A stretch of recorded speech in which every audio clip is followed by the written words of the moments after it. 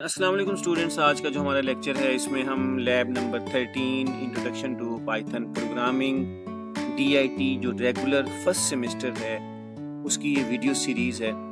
और आप प्रीवियस 12 जो लैब्स हैं उसको भी लाजमी देखें और उसकी अंडरस्टैंडिंग करें, लेक्चर का फीडबैक लाजमी शेयर करें। तो राइट साइड पे हमारे पास क्या है, सोर्स कोड है जिसमें हम प्रॉब्लम स्टेटमेंट हमें गिवन है जिसको हम अंडरस्टैंड करेंगे, उसके एक स्टेटमेंट्स को देखेंगे। फिर हम लेफ्ट साइड के ऊपर पाईचार्म एक IDE है, प्रोफेशनली हम ये प्रोफेशनल IDE है जिसमें हम उसी कोड को इम्प्लीमेंट करेंगे ताकि आपकी अंडरस्टैंडिंग बेहतर हो। तो कोशिश करें साथ साथ आप इसको अंडरस्टैंड करें और साथ साथ प्रैक्टिकली भी परफॉर्म करें। चलें जी, टाइम नहीं वेस्ट करते और इसको जंप करते हैं हमारे टॉपिक की तरफ।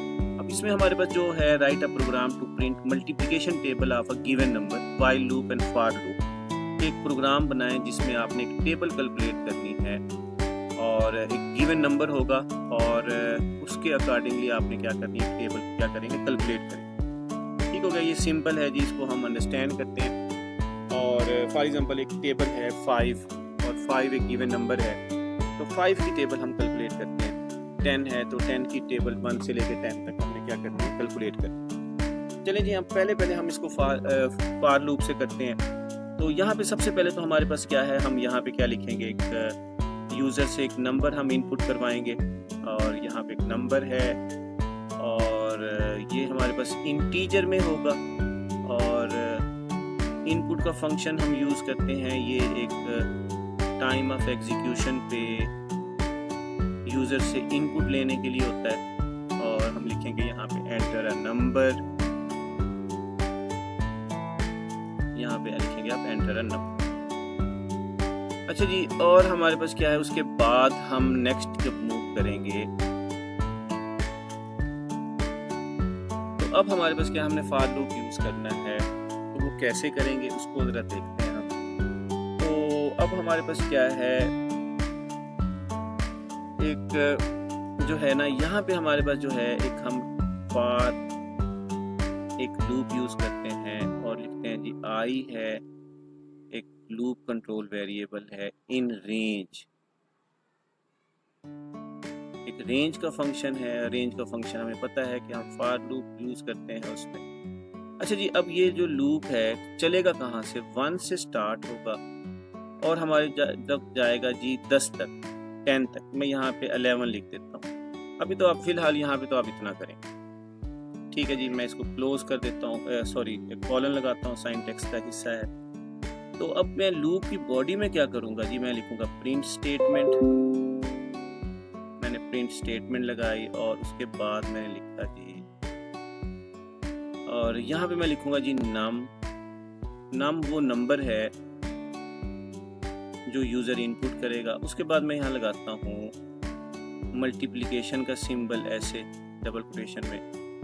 फिर मैं यहाँ लगाता हूँ एक वैल्यू है जी, I की वैल्यू होगी, I की वैल्यू। फिर मैं यहाँ पे कॉमा लगाता हूँ। फिर मैं डबल कोटेशन में क्या लिखता हूँ जी, इक्वल का सिंबल है। फिर मैंने क्या किया जी, फिर आखिर में मैंने किया यहाँ पे नम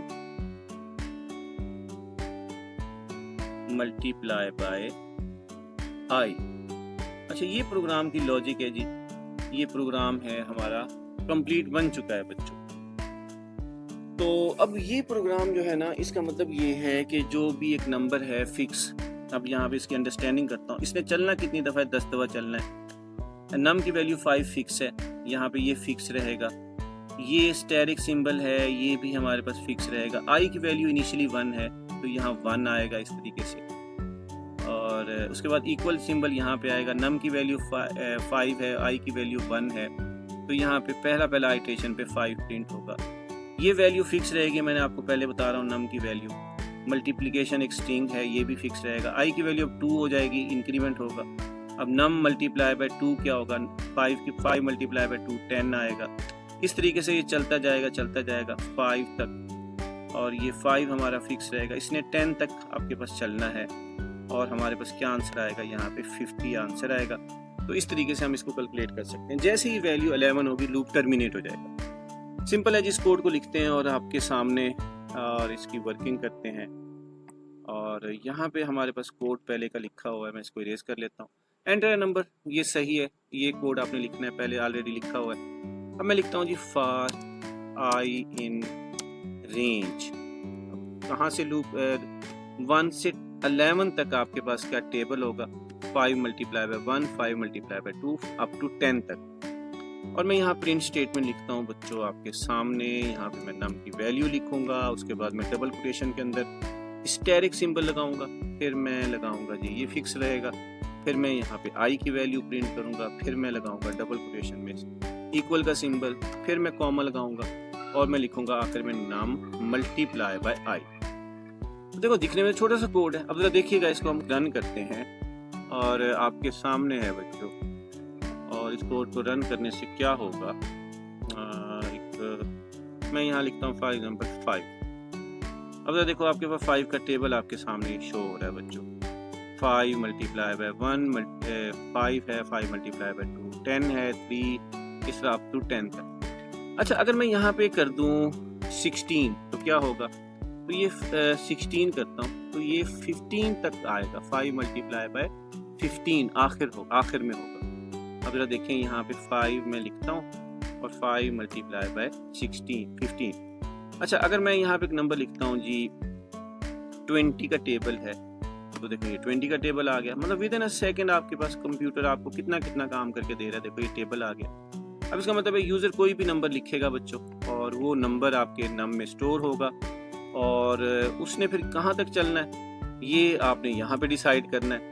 1 से स्टार्ट होना है, उसने 5 तक चलना है। आप जरा देखिएगा, अब ये यूजर हम नंबर लिख रहा है 50, अब इसने ना 5 तक चलना है। अब आपके सामने है, देखो अब हमारे पास 5 50 into 1 is equal to 50, 50 into 2 is equal to 100, 50 into 3 is equal to 150। इस तरीके से आपके पास क्या है, ये बेटा कोड है, ये आसानी से आप इसके ऊपर काम कर सकते हैं।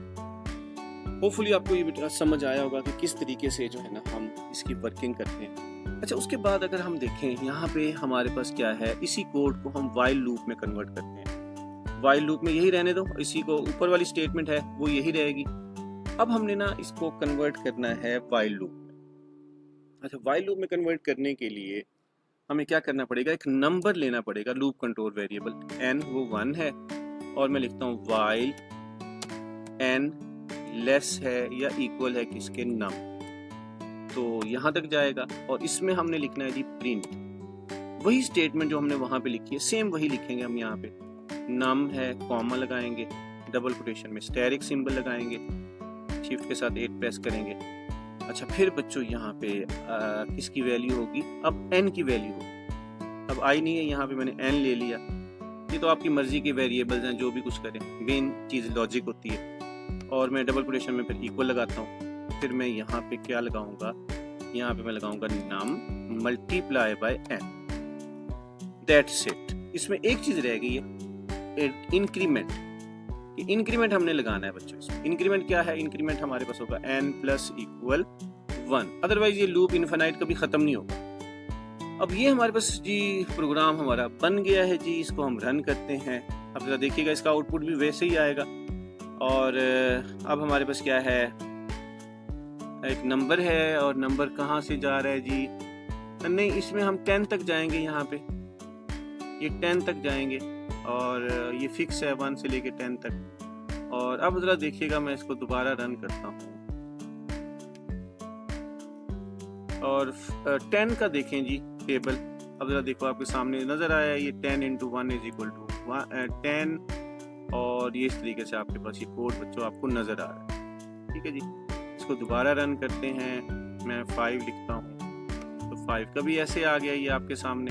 तो यहाँ पे अब आपके पास एक्चुअली टेबल की रेंज है कि कहाँ तक उसने जाना है और ये एक्चुअल नंबर है जिसकी टेबल बनानी है। ठीक है, तो ये आप आसानी से वाइल लूप और फॉर लूप में बना सकते हो। लेक्चर का फीडबैक मुझे लाजमी शेयर करें अपने क्लास फेलोज के साथ, अपने दोस्तों के साथ। अगर आप चाहते हो कि ये लेक्चर अच्छे तरीके से कंटिन्यू रहें और वीडियोस बनाता रहूं मैं, तो बच्चे आपका फीडबैक चाहिए मुझे। और सब बच्चों को कहें कि सब्सक्राइब करें, ये चैनल है सर का। और ये अभी मैंने स्टार्ट किया है, इससे पहले मैंने ICS कंप्यूटर साइंस पार्ट 1 की कंप्लीट वीडियो सीरीज भी अवेलेबल है। उसके प्रैक्टिकल्स अवेलेबल हैं, वो भी मैंने प्रोफेशनली काम किया है, आप वो भी देखें।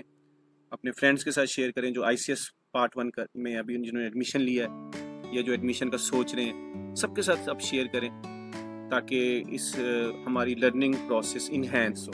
Take care of yourself. अल्लाह हाफिज़।